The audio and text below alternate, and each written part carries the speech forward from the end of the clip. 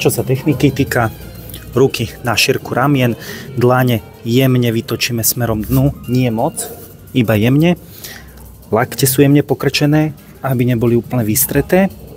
Lopatka je aktívna, to znamená, že nemáme lopatky padnuté smerom k sebe. Takisto nesnažíme sa vystrčiť ramena úplne moc dopredu, takže nájsť si takú neutrálnu polohu. Nohy na šírku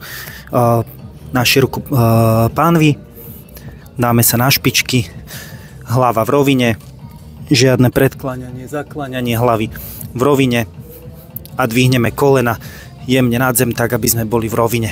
Chrbát sa nesnažíme nejako umelo veľmi vystierať, zachováme prirodzené esičko v tej krížovej oblasti a držíme.